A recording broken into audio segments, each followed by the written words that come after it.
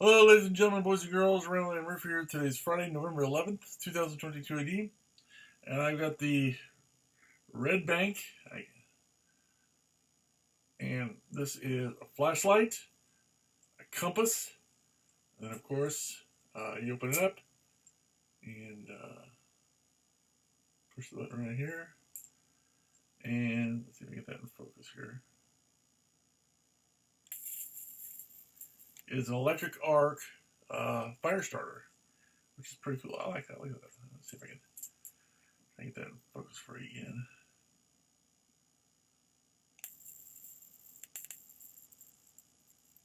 So that's pretty cool. So let me tell you, first of all, what I don't like, it came with a lanyard. The lanyard that they make for these things is trash. I just threw it away. The lanyard's trash.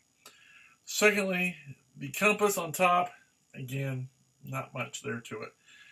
Does it work? Kind of, sort of. Right now, north is that way, and it's pointing, well, eventually it's going to come around a point, but it's not very, does it work? Technically, yes. Is it very fast at working? No. It takes a little while for it. See, right now it's pointing north is that way, then it points that way, and then eventually it'll come back to that way, but these are not the best compasses. Not even close. Now the flashlight works pretty good. You got your strobe light, then you got your high beam, then your low beam. Personally, I don't know why you need a low beam. I mean, I can see maybe why you need a low beam if you want, you want to read a book and you're not just trying to see far away. Okay, so I can kind of understand it. I wish there was a way, however, you didn't have to cycle through the strobe and then the high and then the low. I wish there was some kind of way where you could just, adjust it so you knew which one, maybe have a little switch here that, low, high, strobe, and then push the other button to turn it on and off. That would be a good idea. I mean, it's not a huge downside to it, but it's something I would like to see improved in the future. But overall, for a flashlight of this size, it's pretty bright light when you have it on high. Of course, it's got the little switch here. You pull this down, push the button, the compass part, which I don't really like, pops up, and you got a little charging unit right here. Let's see if I can get that in focus for you. Okay, and it comes with a little USB cable. Of course, you plug this into the lighter, plug this into your USB power supply, whether it be a computer or a wall mount or whatever, and you charge it up. And again, one of the things I found with this, though, is a lot of candles. Now, for if you're lighting a cigarette, I don't smoke, don't recommend it. But if you smoke, it's fine as far as putting a cigarette in there. And again, I don't smoke and don't recommend it. But the problem I have is what I use it for is for candles. And a lot of times candles will be recessed where you have to put the lighter into the candle.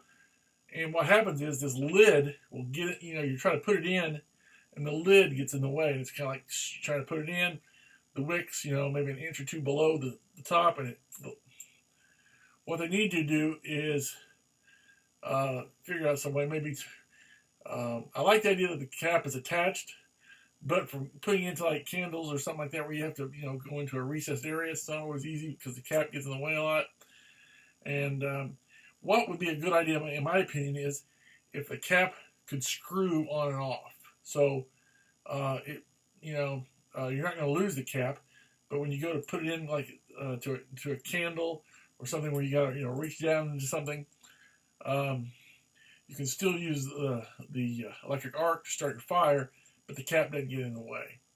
But having said that, it's pretty nice. It's not perfect. There's definitely room for improvement, but I like the fact you don't have to have any gas fuel. You just got to charge it up, and boom, you're good to go.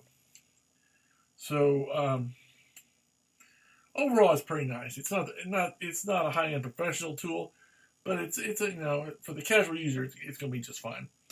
So with that in mind, I'm Randall M saying thanks for watching. Have a good day. God bless.